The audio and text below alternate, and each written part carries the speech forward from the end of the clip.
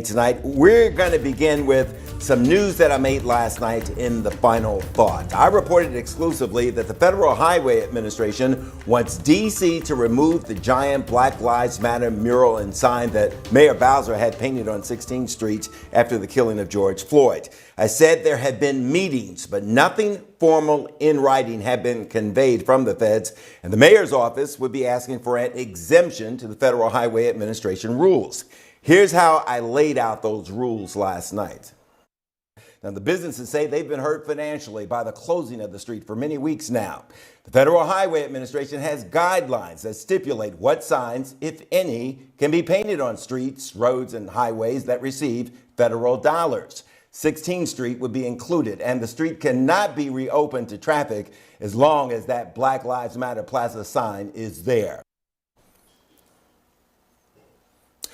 Now, a spokesman for the Federal Highway Administration, Mike Raynard, I think he's director of that office, sent this statement just before 4 this afternoon. He didn't address FHAW regulations for street signs. He did write this: there is no truth to the story that the Federal Highway Administration is asking the city to reopen the street. Additionally, the agency has not received any requests from the city. It's a partial answer.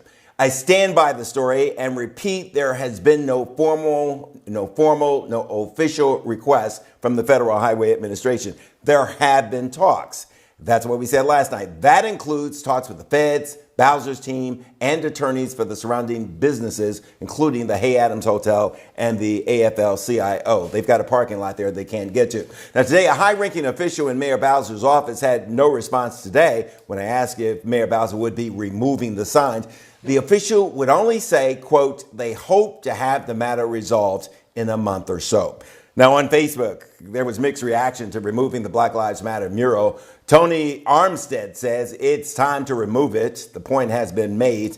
Brian Mulholland says the sign is okay. The graffiti on the street, unacceptable and needs to be removed.